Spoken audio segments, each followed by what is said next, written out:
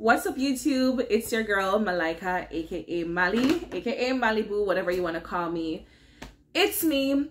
Today I'm here to speak about the pros and cons of teaching or working in the US, because some of these things that I'll be discussing will apply for general workers and some will be specific to teachers. So if that's something that you want to hear about, stay tuned.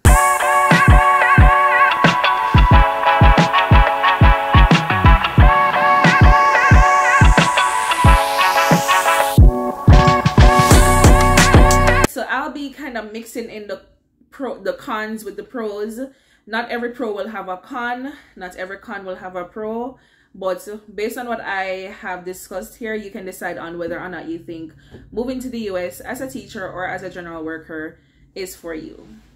So the first pro that I would like to say is that I feel like as a teacher I have fewer teaching sessions.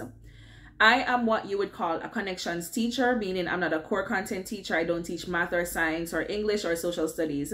So I'm a connections teacher. If you teach music, Spanish like myself, art, drama, that sort of stuff, business, you're a connection teacher. For myself and others, we only have like 3 teaching sessions per day, every day, 5 days a week. For core content teachers, I think they have 4 sessions daily. But I find it to be fewer sessions than when I was in Jamaica, personally.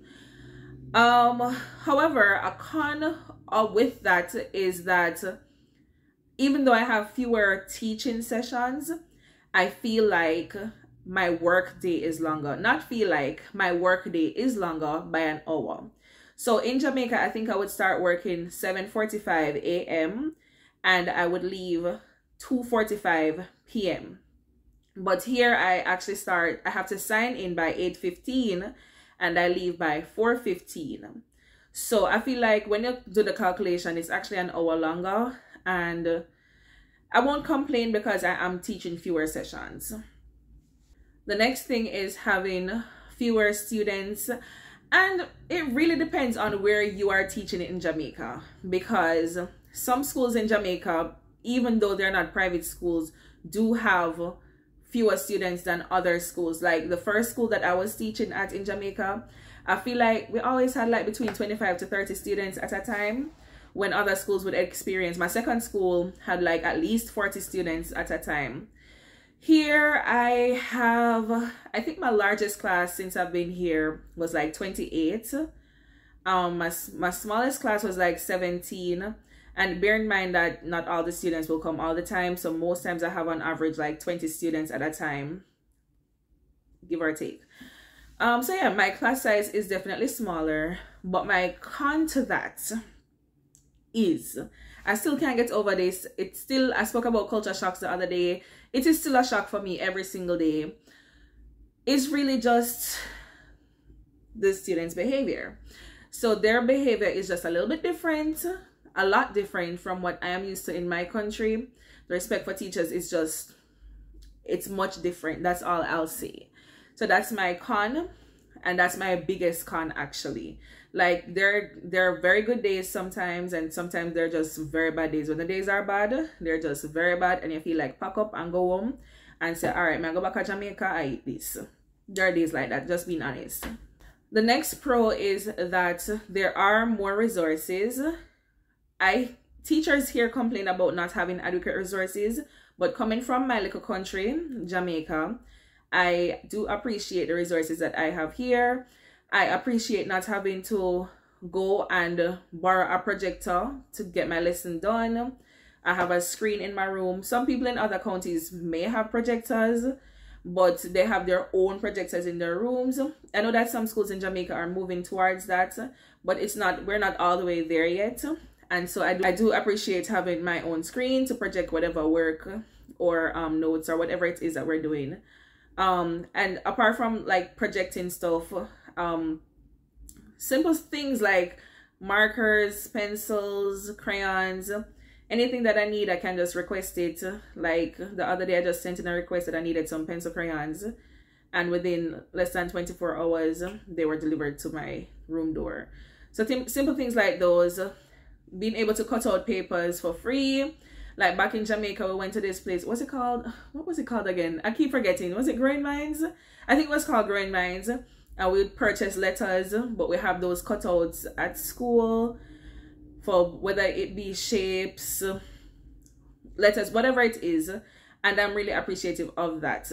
Some Americans will see it as something simple because they're used to it, but I truly appreciate it. They don't even understand. The next pro, which it's obvious, most of us migrate for the money. So the pay is much better. And I know that people will say, well, you can't really compare the pay in the US to the pay in Jamaica, because at the end of the day, even though you may be getting 3 or 4 times what you were getting in Jamaica, it's still, the bills here are different. And that is true. So that's a pro and con mixed in one. So you are getting more money, but of course the bills are different. For example, your rent may be at least $1,000, when in Jamaica $1,000 is like you pay for the whole month. Right? But here your rent is at least $1,000 for the month. Groceries, I think we spend about $400 on groceries, $450 thereabout. I think about $400 on groceries on a monthly basis. You have other bills like phone bills. In Jamaica, we don't have a phone bills because we buy credit. And even when we put on a monthly plan, it's still not as expensive as our phone plans here. And it's so strange here, because in Jamaica, if you don't have credit on your phone, you can still receive a call. Here, if you don't pay your phone bill, you can neither receive or make calls. So you always have to ensure that your phone bill is paid. Another bill that you can think of paying, like, you know, Wi-Fi, we pay that in Jamaica anyway. Car insurance. To me, car insurance is definitely a scam. Car insurance is a scam anywhere you go. But I feel like car insurance is more manageable in Jamaica, because here we have to pay it on a monthly basis. You know, in Jamaica you can work out a plan to either pay it just one time for the year, or quarterly, or whatever arrangement you want to make with that car insurance company. But here you have to pay on a monthly basis, and to me the monthly payment is still a lot. So it's like, it's not better in my opinion. But the gas is cheaper, so I guess that works out. What you're paying for gas on a monthly basis is probably what I was paying in Jamaica per week, even when I do the conversion and everything. So gas is definitely cheaper. The next pro still ties in with pay is that I find that my county, I can't speak to every county, but my county will do like random bonuses. So like when we just got here, we got a little bonus just for being vaccinated. We got another bonus just for them saying thank you for being a teacher in this county. And we just get random bonuses, and I do appreciate those. So those little random bonuses, like you could just, you know, save one and purchase a ticket to go Jamaica, or take a vacation somewhere. It's just nice. Which also ties in as another pro to say, of course, your quality of life improves just the way that you are able to spend. So even though the bills are more here, they're much higher here, you still are able, I feel like you're able to still save more than when you're in Jamaica.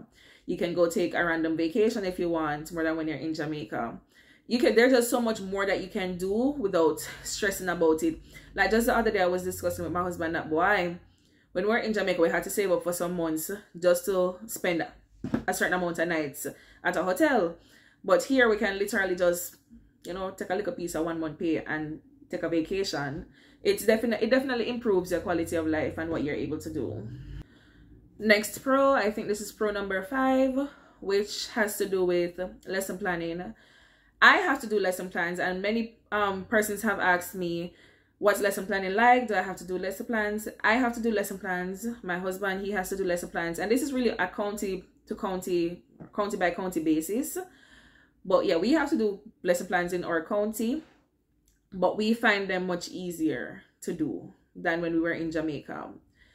Other people that I know of in other counties and in other states, they have 0 lesson plans to do. So it all depends on the county that you end up in. Either way, I just think it's easier. We also do not have lesson evaluations. When I brought it up to somebody here, a teacher here, he thought I was talking about being assessed, but no, they do not do, or we do not do evaluations when you're reflecting on the lesson. We don't do that. Like, these people don't even know what we're talking about. The next one that I really like is, I feel like we don't have as many required professional development days as in Jamaica. We do have a lot of options though. Like, there's a system that shows us the different professional developments that are offered that you can enroll in, and most of these come with a little stipend, which I appreciate, because, you know, there's this thing that says encouragement sweetens labor. So I do look for the ones that have a little stipend attached to it, and I gladly enroll in them. The next pro is that you are not pressured to join a club.